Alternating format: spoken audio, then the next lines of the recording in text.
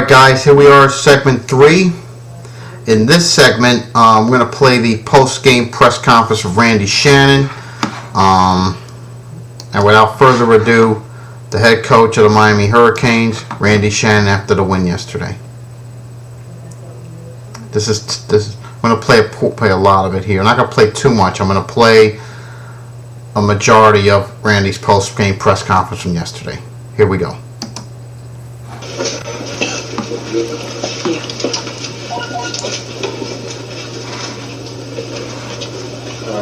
A big win for us today up here in Georgia Tech. It was a tremendous effort by both sides of the football, offensively and defensively, especially up front.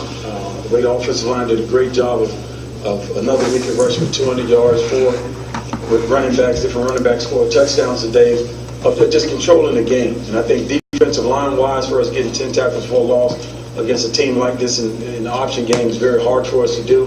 And causing 2 turnovers was really, really big for us. Just a phenomenal effort. I mean, the last time we was up here, it wasn't a very good turnout for us. And those guys, I think, really responded because of these guys on this football team now today was here at that point in time. And it shows how much the team, this character in this football team, how hard these guys work each week to get better.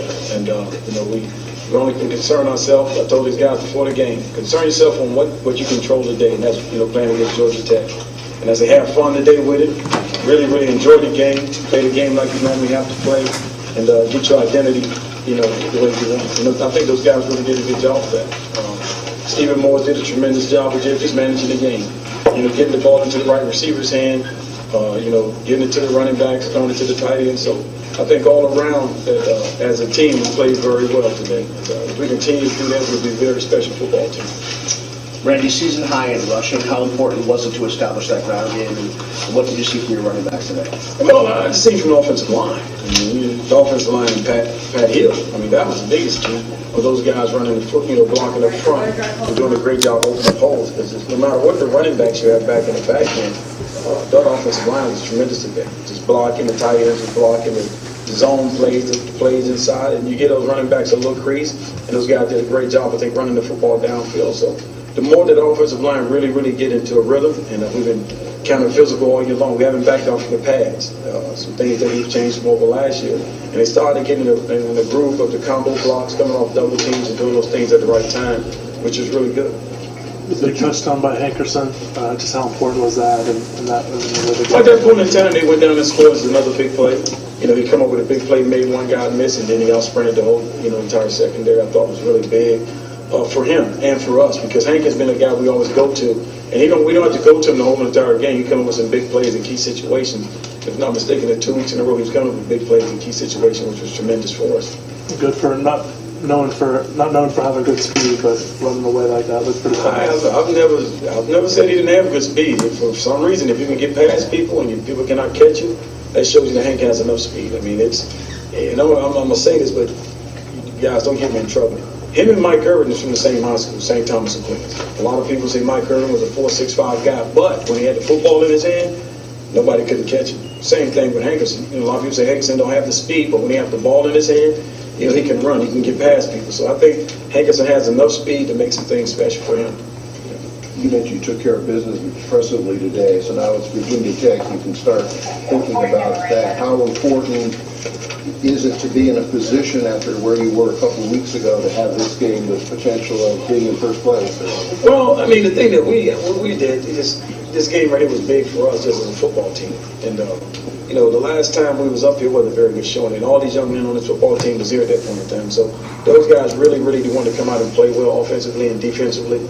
But also, I think that I tell those guys, and I said before, worry about what you can control. We can't worry about what happens to Virginia Tech. And we're going to enjoy this victory. When we get home, we're going to enjoy this victory tonight. And then Sunday, we'll come back and review film, and then we'll start off on Georgia Tech. But against Virginia Tech, you had the same motivation, because your last trip up there wasn't what you wanted either. Well, they come to us, so it's a little bit different for us. And but we're just excited. It always comes down to the one thing about ACC conference comes down to the last week of football, which is a very special time for all of us. Randy, I think you had the 2 most productive offensive games last 2 weeks. Why running the football up front? When you look at it, and that's what I mean that they starting to click. People don't realize you got Shantrell Henderson, the true freshman, and he splits time with Jermaine Johnson as a redshirt freshman. And you got Brandon Leonard that comes in and plays tight end for you, but also he's a backup guard that split times with Harlan Gunn. You got Brandon Washington as a first-year starter. You got Orlando Franklin playing a new position, and Tyler Horn is a new guy at center. So it comes a time where you just got to get those guys in the groove, and we've been very physical in practice, and we didn't back off in the pads because at the end of the season, if you can run the football, you probably win a lot of games that way. And we felt like as the last couple of weeks, we've been doing a great job of on the double teams, the blocks, and getting in the rhythm and running the football. And now it makes it easy for Steven for his throws, the outs, the quicks, the deep balls to really blossom and use his arm strength. Did you guys shrink the playbook with Stevens as a freshman quarterback? We just went to our strength. Our strength now became our offensive line and the running backs. And with everybody healthy now, it was tremendous for us to use those guys.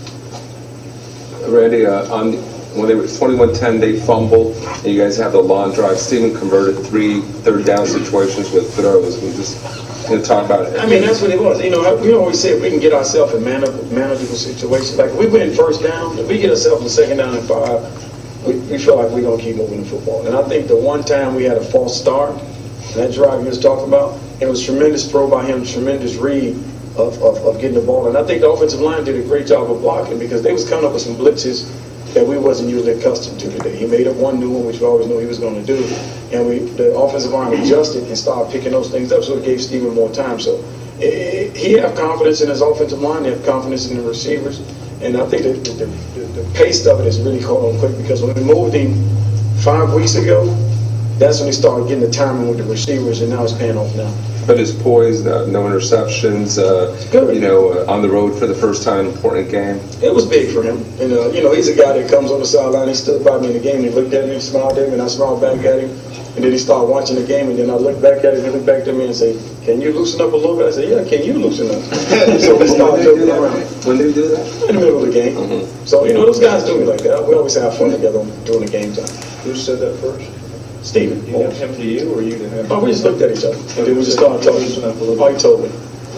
Do you normally have true freshmen talk to you like that? Yeah. Shane Shrub talks to me that way. So, It's a lot bigger, so I can't say too much back to him. So. Just your defense gave up a lot of rushing yards, but in the end, it's only 10 points, and they came up big on a lot of third down. Well, we felt like we could get them in third down and 8, third down and 7. That was, big opportunities for us because now it becomes an outside run game and a pass, which they're not accustomed to doing. When they're really successful is when they get you on third down and 3 to 4. And, I think Sean Spence came up with some huge plays. Colin McCarthy came up with some huge plays, tackles for loss in those big situations. And I think our secondary did a nice job of covering guys, got us in one-on-one situations. Because we played man-to-man all day long, and those guys really responded to it. Was Steven, do you look? What I'm going to do is this.